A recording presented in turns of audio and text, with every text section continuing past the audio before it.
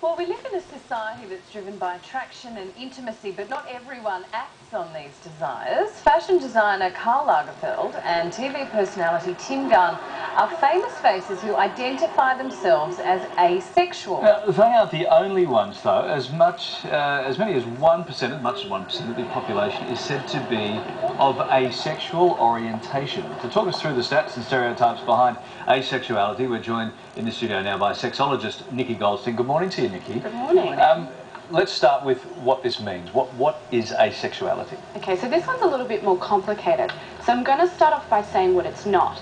So it's not just someone who's not having sex. So it's a multi-leveled, multifaceted sexual orientation that is defined by somebody's lack of sexual attraction. So sexuality is very unique for a lot of people, and so is asexuality. So it's experienced differently by different people. Right. Clear as mud. Okay, do asexual people have sex? So this is where it starts to get all a bit sticky. No, Don't say sticky. Sorry, complicated. I won't even say hard, complicated. So he's lost it. Come on, be mature, Larry. So back to asexuality. There is a study at the moment that is being done by Asexuality Awareness Week. So they have projected that about 5% of asexuals are currently sexually active.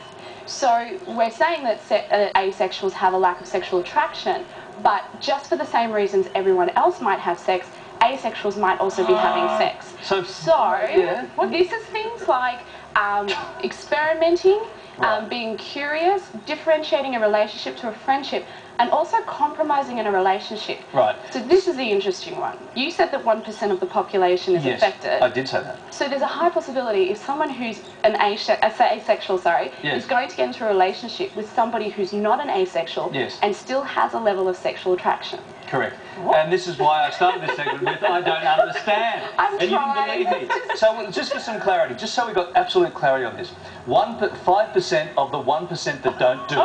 Yes. So 1% don't, but 5% of the 1% do, that say they don't do. Yes. They don't do, but they do it for the same reasons that you might be having sex. Now I've lost it. Don't bring me into this, Nikki. Now, asexuality, it's a very broad orientation. There are different categories.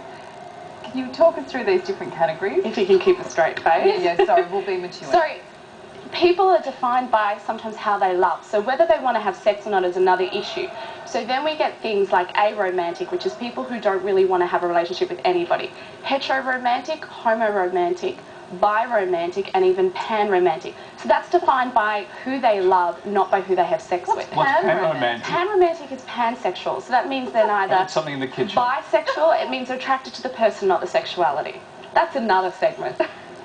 What's going on out there? What are you people doing?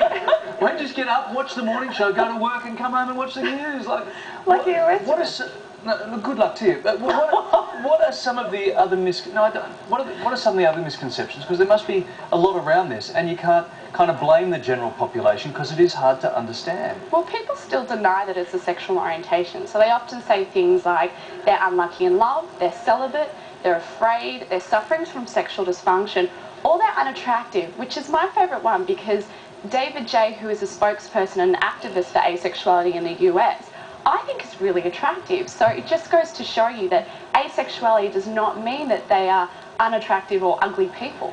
So if you got involved in a relationship with him, would that be hetero? No, that would be hetero-romantic. Transatlantic. Transatlantic. Oh, can you Maybe you should come back to sex school with me. Oh, dear. If people are looking for support, because there clearly is a very serious side to this. If people are looking for support and help finding their way through this, what is, is a complicated maze, where do they go? Well, the best website is AVEN, which is Asexual Visibility and Education Network. Now, there's also on there is a link to Asexuality Awareness Week, which is coming up in October. And I also suggest too, there's some YouTube videos by a woman called Swank Ivy. It's a little bit of a comic take, but there's a lot of information there that's quite easy to digest. So I'm Googling Swank Ivy. Not on a work computer. No. No, there's nothing sexual about it. It's quite fun. For what it's worth, thank you. Thank you. We really Yes, appreciate your doubly time. thank you. Sorry we giggled all the way through that. No, well, It's you a serious did. That was issue. disgusting. Sorry. On a very serious note.